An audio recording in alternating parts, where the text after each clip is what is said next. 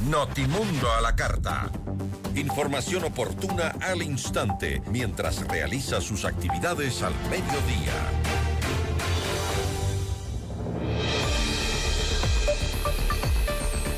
Bueno, como escuchábamos, la reforma presupuestaria 2026 fue aprobada pese a algunos cuestionamientos, un déficit superior a los 5.400 millones de dólares, supuestos macroeconómicos considerados irreales por la oposición y denuncias de recortes a sectores estratégicos como la educación superior.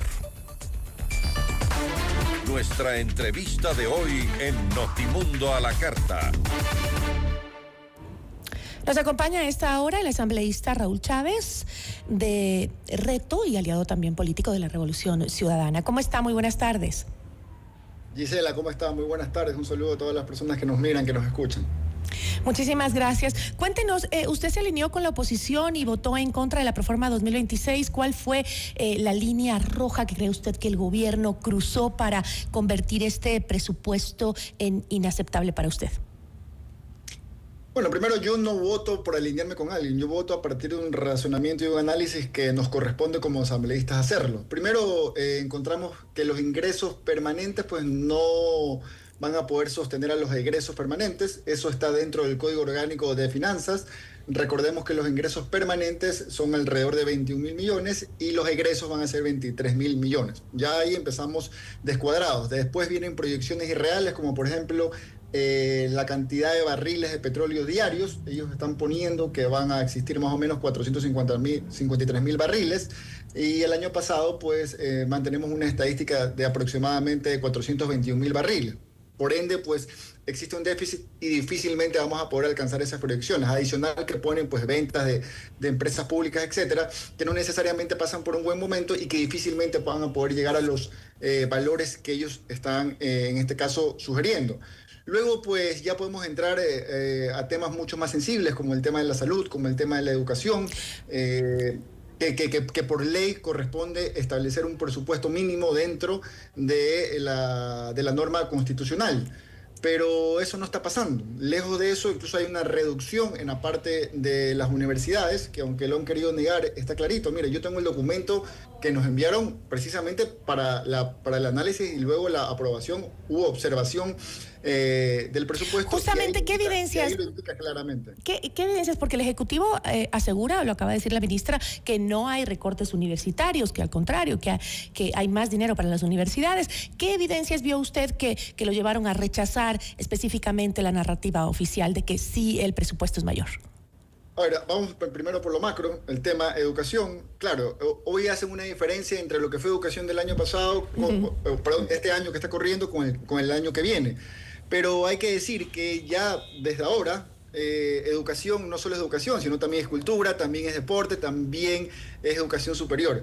Por ende, si nosotros analizamos todos esos presupuestos de todos esos ministerios antes de que se fusionaran, vamos a encontrar un número muy parecido del que tenemos hoy. O sea, realmente ese incremento tal, específicamente en educación, no ha existido. Pero si vamos al tema específicamente universitario, vemos que existe un recorte, pero las matemáticas son exactas. Pues, o sea, aquí no hay cómo perderse. Aquí no se trata de decir una cosa y después hacer otra. Mire, para el 2025 se estaba calculado 999 millones de dólares y lo que se está presupuestando para el 2026, 870 millones de dólares.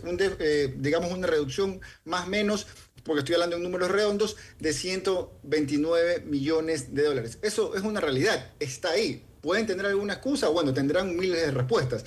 Pero las matemáticas no mienten, las matemáticas dicen lo que es. Pero lo que más nos preocupa a nosotros, más allá de los números, es la ejecución que se tiene al respecto. Porque, por ejemplo, en educación, de la información que tenemos, solo se ha ejecutado el 53%. O sea, al final pueden poner miles de millones de dólares como rubro de una cartera de Estado, pero no pasa nada si no hay una ejecución como corresponde a partir de los presupuestos estimados, a partir de la planificación que se debería tener. Ejecución que, si bien en algunos casos puede ser por falta de capacidad de las personas que tengan que administrar los recursos, en la mayoría de los casos, y eso lo sabemos por las denuncias que existen, es que no se asignan los recursos, digamos, a las cuentas, en este caso, por ejemplo, del Ministerio de Educación. Porque una cosa es establecerlo dentro de una proyección financiera en la contabilidad, hacer un asiento, y otra cosa es que realmente exista el dinero para que se pueda ejecutar. Porque por ahí también oigo ciertos argumentos de que va a ser incluso hasta mayor el presupuesto, porque lo que no se ejecutó en el 2025 lo puedes pasar al 2026. Primero ¿Y cómo estuvo el debate? Es decir, ¿tuvieron la información necesaria? ¿Se les negó la información? Le veo que usted está muy bien informado, pero ¿cómo fue el debate? ¿Plantearon alternativas? Mire, yo lo que vengo planteando es algo. Hagamos una cosa. Fiscalicemos el presupuesto 2025. Si en el presupuesto 2025 podemos encontrar que se ha ejecutado, sobre todo en los ministerios más sensibles, el 100% de sus presupuestos, yo apoyo el 2026, porque eso quiere decir que me están diciendo la verdad.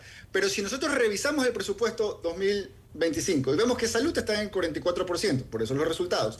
Si vemos que educación está en un 53%, por eso los resultados. Si vemos que inversión pública no supera el 23%, por eso los resultados. Entonces difícilmente vamos a poder tener la confianza como para pensar de que hoy el presupuesto del 2026 sí va a cumplir con esos indicadores. Dicho sea de paso, se ha aumentado en $6.000 millones el presupuesto del 2025 al 2026, lo cual va a ser mucho más amplio el margen. Ahora, usted me indica información que nos llegó a todos los asambleístas. La misma información que yo tengo es la misma información que tienen los 151 asambleístas. No sé si todos entraron en el detalle, y eso ya es un tema, digamos, individual, pues yo no vivo con ellos, y está clarita. O sea, no es que nos enviaron una información y estamos hablando de otro. Yo lo que estoy diciendo lo puedo sustentar con el correo y los archivos que nos llegaron por parte de la presidencia de la Asamblea los días antes del día sábado, que fue el debate. Hablemos un poco también del déficit que hay, ¿no? Hay un déficit superior a los $5.400 millones en la proforma para el 2026. El gobierno dice que es un monto manejable. ¿Usted cree que es así o cree que esto podría ahondar la crisis fiscal en el 2026? Pero vamos a datos reales. Hoy vamos a cerrar el 2025 al menos con $5.000 millones de déficit. Y el presupuesto 2025 era $40.000 millones. Hoy nos están proyectando $46.000 millones y la brecha se hace mucho más amplia, porque en ninguna parte del presupuesto se estipula cómo se va a generar mayores recursos como para poder tener ese equilibrio que tantos buscamos, para poder cerrar esa brecha. De hecho, lo que vamos a tener que pagar, o lo que deberíamos pagar por deuda en el 2026, según toda la data que tenemos, son alrededor de $16.000 millones, que son 8.300 en números redondos dentro del capital, alrededor de 4.000 millones en intereses y más o menos 2.100 millones en otros pasivos. Eso suma un promedio de $16.000 millones. Entonces, difícilmente vamos a poder ver que se cubran y que se cumplan los objetivos de desarrollo que hoy tiene el país. Por eso yo le decía hace un momento, y también lo dije en el debate el día sábado en la Asamblea, y créame, Gisela, que yo lo digo con la mejor buena voluntad posible. Por supuesto que yo no estoy de acuerdo con el gobierno, no voté por el gobierno y tenemos visiones diferentes. Pero ya hoy lo que queremos es que esto funcione. Pero para que funcione hay que comenzar a decir la verdad. No hay que simplemente poner argumentos. ¿Qué es lo que yo creo que está sucediendo, Gisela? Que están maquillando las cifras, que se están inflando las cifras, simplemente para poder cumplir con normas constitucionales. Hablo pues de los ejes sociales como salud y educación, pero ya después, en el día a día, en la operación y en la ejecución, pues van distribuyendo los recursos como ellos decidan. Eso es lo que ha venido pasando durante los últimos 2 años. Entonces, y si es así, ¿qué alternativas hay? En 2026. Porque bueno, supongamos que los números son reales, que no es como usted dice, y que y entiendo que estén preocupados también por sectores tan neurálgicos como es la educación, como es la salud, pero sin embargo, ¿qué opciones alternativas han puesto ustedes frente a ese déficit, frente a lo que se puede plantear para una mejor ejecución del presupuesto, para un mejor control del presupuesto, pero alternativas reales que también salgan de la oposición? Porque solo oigo que sí, pueden o no pueden tener razón, porque no sabemos si realmente esas cifras, como usted dice, no son las reales y que las están maquillando, pero... Yo le puedo mandar el archivo que nos llegaron a todos y que es público, porque habla del presupuesto y con toda la data, con todos los anexos que dicho sea el paso, hice 2 observaciones. Porque supongamos... Dentro de los anexos hay digamos, números que no supongamos cuadran. Hipotéticamente, Raúl, cosa. supongamos solamente... hipotéticamente que no es así, que son reales. ¿Qué han planteado ustedes? Porque igual no hay dinero, hay un gran déficit presupuestario. ¿Qué han planteado ustedes para poder... Bueno, dos temas puntuales que son incluso conocidos y públicos. Primero, poner dentro de la gerencia de Petrocor la empresa más eficiente y que debería dar mayor rentabilidad a todos los ecuatorianos, una persona preparada para el cargo para aumentar la cantidad de barriles. Pero claro, ya nos dijeron en el 2025 que iban a aumentar la cantidad de barriles, no pasó. Están poniendo lo mismo, ahora difícilmente va a pasar porque no vemos una planificación y lejos de aumentar se está reduciendo y tampoco vemos una inversión pública que pueda generar, pues digamos, mayor exploración y mayor rentabilidad de este recurso tan importante para el Ecuador. Y también desde el punto de vista de la eficiencia, sobre todo en el tema social, poner a la vicepresidenta de ministra de Salud me parece que no va de acuerdo con lo que estamos buscando los ecuatorianos, no por ella puntualmente, sino porque necesitamos a personas especialistas en la salud pública. Y mire quién está de viceministro de la misma cartera de salud. El señor que era secretario de la presidencia, que fue el que redactó esas 3 leyes que hoy están declaradas inconstitucionales, pero que lo más grave es que tampoco tiene conocimiento del área de salud pública, porque para eso hay gente que se ha formado, gente que tiene experiencia y tiene un conocimiento adecuado como para, por un lado, ser más eficientes, como le dije, en el tema de salud, pero por otro lado, en empresas estratégicas, como por ejemplo Petrocor, poder mejorar la gestión para poder tener una mayor rentabilidad y con esos recursos poder distribuirlos. Ahora, también creo que es momento de hablar el tema de la deuda y hacer las reuniones necesarias para poder refinanciarla, porque va a llegar un punto en que el flujo se va a volver insostenible y vamos a ver mayor afectación de la que ya hemos estado viendo en estos últimos años. Ahora, si las cifras están maquilladas, como usted dice, y no es real el presupuesto general del Estado y que se van a encontrar el día de mañana con los problemas... ¿Por qué haría eso sí, pero ¿por qué lo haría el gobierno? Se está pateando la crisis más adelante para que él mismo lo asuma. Pero bueno, es que es un poco la característica de este gobierno. Hay que decir las cosas como son. Pues este gobierno no es que tiene la verdad por delante. Pues si en campaña dijo una cosa y hoy que está sentado en Carondelet hacen otra cosa. ¿Por qué maquillarla? Porque hay una norma constitucional, constitución que no pudieron cambiar, que establece que hay que asignar recursos mínimos al área de salud y al área de educación. Por supuesto, lo dejan escrito, lo dejan dentro de una proyección financiera, pero en la ejecución vemos que ni de cerca cumplimos el objetivo. Le repito, en el 2025 estamos con una ejecución de salud del 44% y de educación del 53%. Como le decía hace un momento, por ahí escucho, sobre todo en el ámbito de educación, de que como no se ejecutó, entonces va a pasar al 2026 y van a tener más dinero.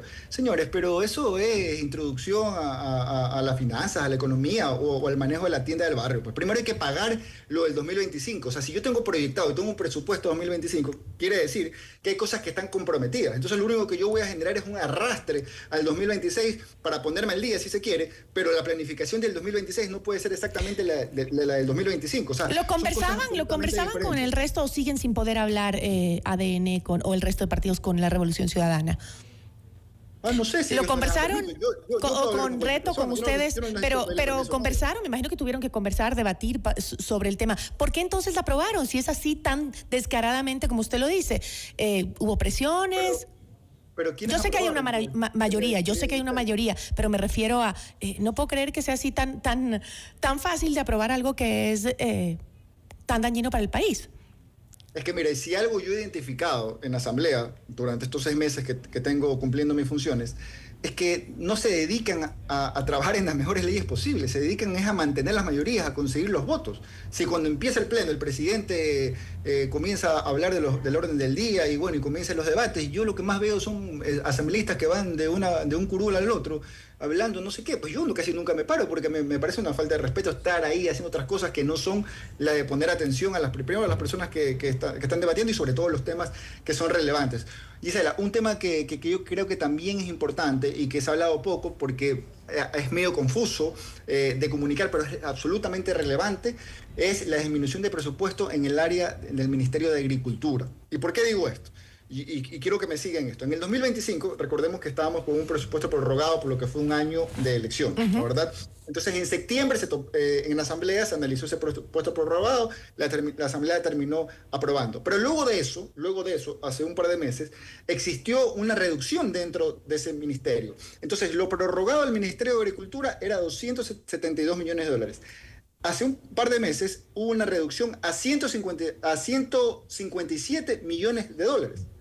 Y hoy, en el presupuesto 2026, tenemos un presupuesto de 154 millones de dólares. Entonces, claro, si decimos, bueno, del 2025 al 2026 solo baja en 3 millones de dólares, 4 millones de dólares, no pasa nada. Pero si vemos que en los últimos 3 meses ya existió una reducción de 115 millones de dólares, al final la reducción va a ser de 118 millones de dólares. Eso también es gravísimo porque hablamos de generación, hablamos de cómo reactivar la economía. Yo creo que el agro es la salida. Cuidado, estamos mirando para otro lado y no dándole la importancia al agro, a la agricultura, simplemente para que 2, 3, 4, 5 negocios se vean fortalecidos. Sobre justamente el tema que fue más mediático en las últimas horas, del tema de las universidades, ¿no? De estos recortes a las universidades. Escuchaba a algunos opositores que gritaban traidores, esto es una traición, pero ¿qué piensa usted sobre que estos mismos que han votado ahora en contra y les llaman traidores, también aprobaron en otros años ajustes similares? ¿Cómo evalúa esta falta de coherencia? Mire, no tengo detalle, pero yo voy a ser tajante. Cualquiera que apruebe temas que no son reales, por supuesto que no tengo un buen concepto de esa persona. No sé ni de quién específicamente se está refiriendo. Pero yo aquí estoy hablando por lo que veo. Algo muy parecido lo dije en septiembre cuando hablamos del presupuesto prorrogado 2025. Estábamos recién llegados, dije, bueno, vamos a dar un voto de confianza, más allá de que ya había igual año y medio del mismo gobierno que hoy está en Carondelet, pero ya no podemos seguir sosteniendo algo que no es real. O sea, yo entiendo que la situación del país es complicada. Eso no es que yo vivo en otro lado, pues no es que yo vivo en Estados Unidos ni paso viajando. No, yo tengo claro que el problema financiero del Ecuador es sumamente complejo. Pero lo primero que hay que hacer es comenzar a decir la verdad, pues. Porque por último, yo creo que todos los ecuatorianos, y estoy seguro usted también, Gisela, van a valorar que salga el ministro de Finanzas, el presidente, a decir, bueno, señores, la realidad son estos números, sobre esto tenemos que comenzar a trabajar, esperemos comenzar a recaudar, a generar más en los próximos años, pero hasta mientras vamos a sostenernos de esta forma. Pero eso no pasa, simplemente pues nos mandan una noticia como para tranquilizar a las personas que no necesariamente se empapan tanto de estos temas, pero nosotros, como autoridades, nos corresponde hacerlo. Y yo particularmente quiero dejar por sentado cuál es mi posición a partir de argumentos. Ya después, si lo hacen o no lo hacen, ya es responsabilidad de ellos, pero quedará registrado que el asambleísta Raúl Chávez, en el programa de Gisela Bayona y el sábado en la asamblea, dijo clarito lo que va a pasar con los documentos que ellos mismos nos envían, porque no son documentos que nosotros redactamos. Yo le agradezco, asambleísta, por habernos acompañado, y creo que en todo caso lo que más valoran los ciudadanos, aunque sepan o no de economía, es la honestidad. Yo le agradezco muchísimo. Muchísimas gracias. Solo un último bullet que me parece igual importante debido a los mensajes que se lanzan. Recorte de 60 millones en el Ministerio de Defensa y el aumento en policía solo ha sido de 0.90%, menos de 1%. Clarito. Con eso me quedo. Muchísimas gracias. Hasta luego, Gisela. Un saludo a todos. Buenas tardes. Raúl Chávez, asambleísta por Reto y aliado de la Revolución Ciudadana. Notimundo.